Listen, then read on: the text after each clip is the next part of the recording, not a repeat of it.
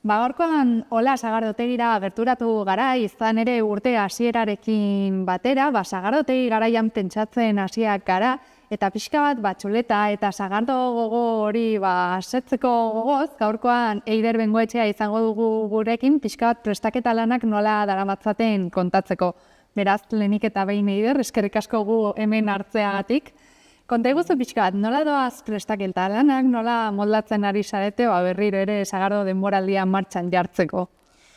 Bueno, guain momentuz lasai gabiltza, ze, pixkat oraindik denboraldirako pasada, falta dira egun batzuk, baina, upeltegian adibidez, ja prestaketak, ari gara lanean, kupelak ja beteta daude, sagardoz, oraindik hor daude pixka bat irakiten, baina urtarrilerako ja denak prest, garbiak, betetak, eta ja sagardo berriarekin txotx garairako dastatzeko. Hori da, txotx garaiari hasiera ematen dion momentu berezi horietako bat txotx irekiera hori. Iazkoa berezia izan zein, 25. izateaz gain, zuretzat ere momentu berezia izan zelako, aitaren eskutik lekukoa jaso zenuelako. Imaginatzen dut horrek, are bereziagoa egingo zuela momentu hori, ez da? Bai, oso berezia. Bagenekin izango zela berezia, prestaketa eta antolaketa handia gontzelako atzetikan, sorpresa ere egon duzen, ez duen pentsatzen protagonismoa eramango nuenik, ze berezetzen asmoa, baina eman zen publikoki errelebo hori, eta emozioz betetako momentu izan duzen, eta oso polita izan zen eguna baikziki. Momentu hunkigarri bat, baina baita ere simbolikoa izan ere familiaren lekukoa hartu zenuen, hau da familiaren negozioa etorkizunean zubidatzeko helburu hori, ez, azkenean imaginatzen dut berezia izango dela gaur egun askotan gertatzen ez den zerbait delako. Bai, ez da ohikoa. Gainera sektorean, ez da sektorean bakarrik, orokorrean generaliki gertatzen ari den gauza bada, ez dagoela erreleborikan, bizitzak hainbat buelta ematen ditulako, eta, hemen momentuz, gertatu da, erreleboa badago, ez da nire gain bakarrik erelituko sagardotegia, aizpa ere hortan dago, baina, kupeltegia eta sagaztiek eta hori denak nire ardura izango dira. Hori da, galdetu behar nizun, ez dakit azkenean nola banatzen dituzuen ardurak zuen artean, ordutik, hau da, iazko errelebo horretatik, aldaketa handia nabaritu aldu zuen. Momentuz, ez, hau ez da izan egun bateko gauza bat. Azkenean lehenago ere ari ginen lanean hontan, bai egia da, aitak utzitula bere lehengo lanak, laguntzen digu hori egia da, ere bai. Baina, bat dira ja urte batzuk atzetikan ere ari ginela lanean hontan, eta, ez dugu momentu horrelako aldaketarik nabaritu. Baina izango ditugu aldaketak segurenik.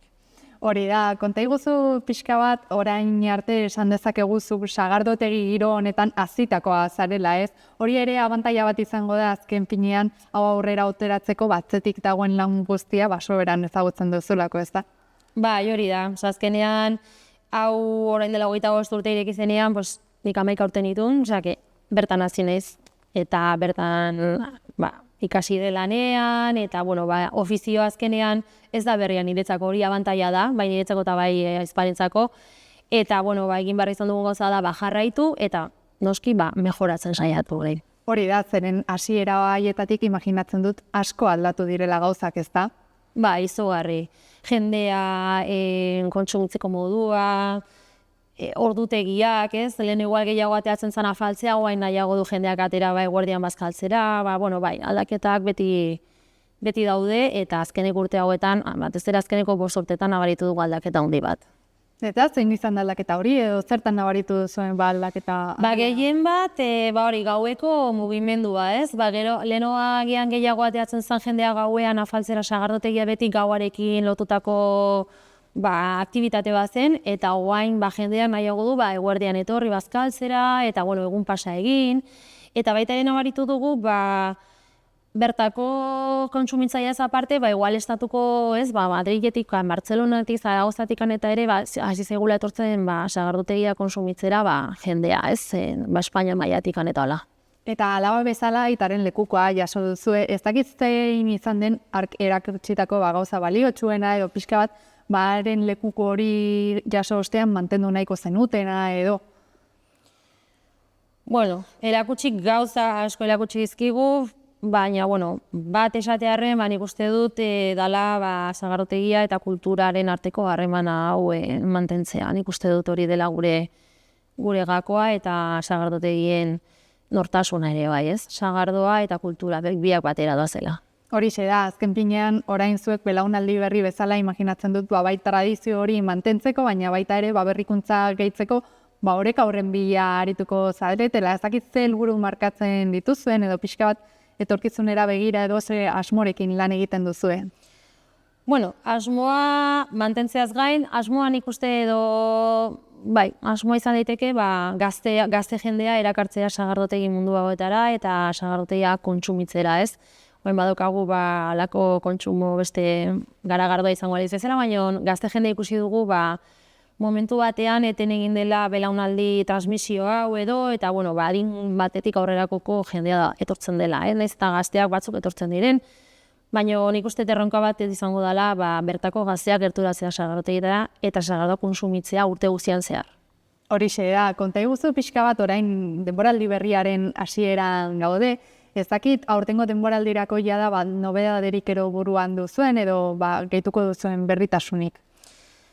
Bueno, momentuz ez daukagu ezer garbi, ze gainikan hilabete bat falta da, eta bai ari gara hor bueltak ematen, berrikuntza batzuk egin barko ditugula, baina hola zehatz esateko zerbait aldaketa nagusirik egongo den, ez daukagu orain esateko. Bikain, eta konta iguzu guztaren inguruan nolako izan da urtengo guzta, horregaratu iguzu pixka bat jakiteko, nolako sagardoa dastatuko dugu bertan? Guzta oso handia izan da urten, sagar asko izan dugu, espero zen, sagarra izatea, uste baino gutxiago, hori bai.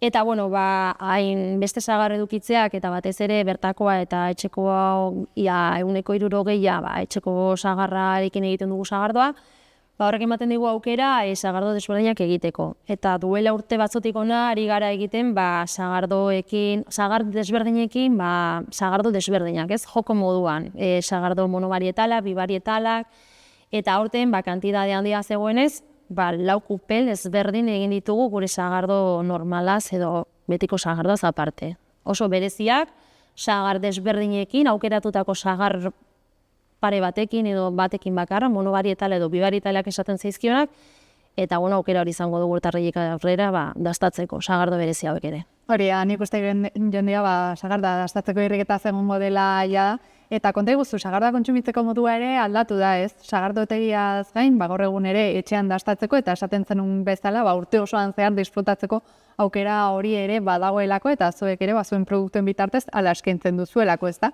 Hori da, azkenean batzuetan pentsatzen da sagardotegian bakarrik konsumitzen dela, eta sagardotegitik kanpo ere sagardo asko konsumitzen da. Egia da hemen gure zonaldean, Gipuzkoan batez ere, sagardo asko daten dela, jatetxeetan, gero eta gehiago konsumitzen den edari bada, batez ere freskagarria delako, graduazio alkohola bajua duelako ere bai, eta, gazteen artean ikusten ari gara, tendentzia badagoela sagardoa edateko. Oraindikan ere, egia da, egun jakinetan, askotan, sagardoa lotzen dugu, Santo Tomas egunarekin, edo eta sagardo egunetan, festetan, eta asmoa da, egunerokotasunean ere, edo zein ostatura joaten garenean ere, poteoan ere, sagardoa edatea, kontsumitzea.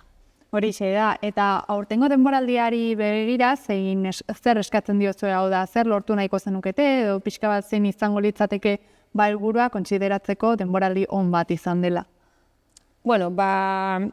Beti bezala, denborada lasaia izatea, jendea lasai etortzea, sagardoa edatea, dastatzea, eta nik uste dut, apreziatzea edo balioan jartzea ere bai sagardoa, azkenean edari honek lan asko dauka atzetikan, urte guztiko lanketa sagaztietatik hasita, elaborazio egunenan ere bai, eta nik uste dut asmoa dela pixka bat, jendea ere pixka bat, kontzientziatzea poliki-poliki, sagardoa edari ona izan daitekela egunerokotasunen edateko, baina bere balioa ere baduela eta baloren jarri behar dugula. Horixe da, oso garrantzitsua. Eta imaginatzen dut, jendea bertara erakartzeko, jarduera osagarriak antolatzea, berezi izango dela, ez? Aipatu dugu, txotxirekiera hori potentia izaten da, beti jendea hor sagardoa dastatzeko gogoz egoten dela, baina urtean zehar ere, ekitaldi bereziak antolatzen dituzue, musikariekin, bertsogolariekin, azkenean, esperientzia bihurtzen duzu sagardotegia bera, ez da? Hori da, azkenean nahi duguna da, jendea etortzea eta entretenitua sentitzea, Bueno, azkenean hau da sozializatzeko gure bat, ez? Kupeletara altxatzen gara eta kupelen inguruan gertatzen da magia hori, ez? Azkenean, edozein jatetxe normal batean gertatzen ez dena, ez? Eta jendea ezagutzeko aukera, eta, kulturalki ere informatzeko modua da, baita ere, eta, egiten ditugolako ekitaldiak, bertso bazkariak, bertso afaria, kantu afaria, trikitixa larun batetan, bai, eta gero bisita gidatuak ere eskaintzen ditugu, konpletatzeko pixka bat esperientza hau. Horixe da. Eta elkarrizketarekin amaitzen joateko, Eider, konta iguzu pixka bat. Ezakit, sagardotegiaren sektore honetan, hau da, emakumeak asko altzareten, geroz eta gehiago zareten, zeren badira sektore batzuetan, desoreka horiek gertatzen direla. Ezakit gaur egun sagardotegiaren sektorean nola dagoen, eta zein den emakumeen presentzia bertan. Bueno, momentuz oraindik gizonaren irudia gehiago ikusten da sagardotegietan emakumearena baino.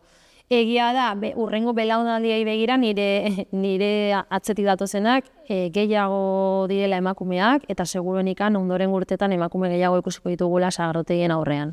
Eta amaitzeko, zeintzuk dira zuk etorkizunera begira sagardotegiei ikusten dizkiezun erronkak edo pixka bat desafioak denboran zehar, gaur egun arte ezagutu ditugun bezala, iraun dezaten. Bueno, erronka da, hori nola lortu gazteria ere konsumitzeko, etortzea konsumitzera, ez? Nola beraiek ere, lehengo aiton amonek edo gurasoek zeukaten ohitura horiek beraiek ere eukitzea, hori da erronketako bat. Eta, baita ere, krisia, ez? Azkenean ez dugu ahaztu behar hori hor dagoela, eta, dena gora doa, eta ulertzen dut askotan menuaren prezioa ere batzutan izan daitekeela aizakia bat, edo, aizakia ez, arrazoi bat, askotan ez etortzeko, eta hor dago nik uste, sektorea daukagun erronka nola egin, hau izan dadila beti bezala, edozeinentzako konsumitzako leku bat. Kontatutako guztia eskertzen dizugu, Eider, eta era berean, zorterik onen aupa dizuegu aurretik duzuen denboraldi berrirako, eta gure partetik, jendea animatzea eta gerturatu daitezela kontatutako guztia zuzenean deskubritzera, beraz. Mila esker. Eskerrik asko zuei.